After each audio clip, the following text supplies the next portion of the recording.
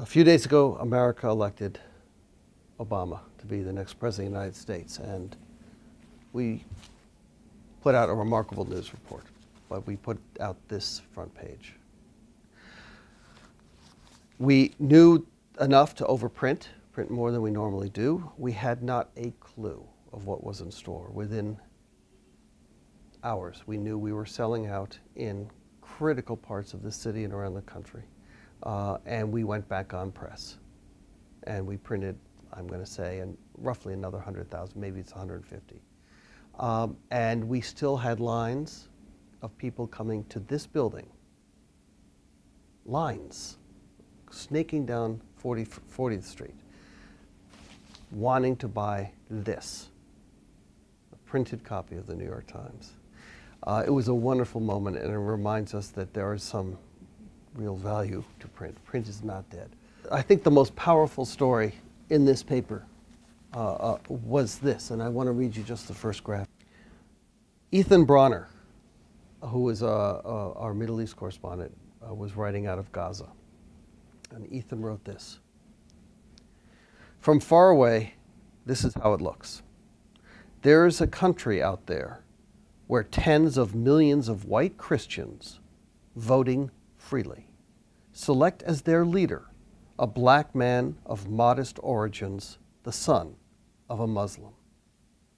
There is a place on earth, call it America, where such a thing happens. It's pretty powerful. It brought tears to my eyes when I first read it. On a more global scale,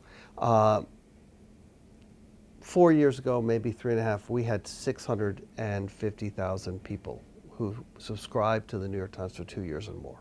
And all of our research shows that if you're a subscriber to the New York Times for 2 years, we've pretty much got you for life.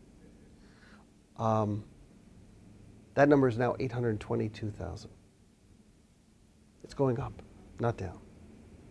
So, yes, newspapers are under enormous pressures. Street sales are way down.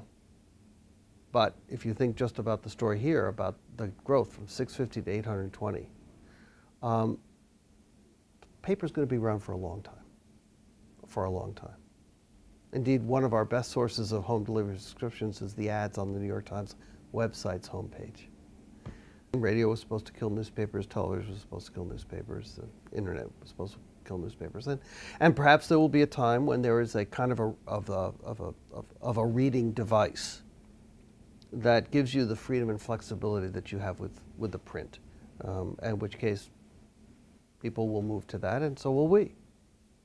It was sometime in the 1850s, and a New York publisher, the owner, I think, of the Tribune, but wrote in his own paper that he had just witnessed the death of newspapers. Literature, he said, would survive, but newspapers would inevitably fade away. He had just met the telegraph.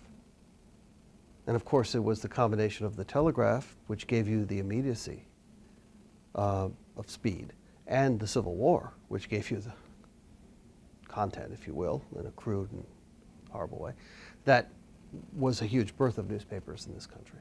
Because now people desperately want to know what was happening 2,000 miles away and could get that information the next day. At the end of the day, our job is to get the quality news and information that we provide to as many people as we possibly can.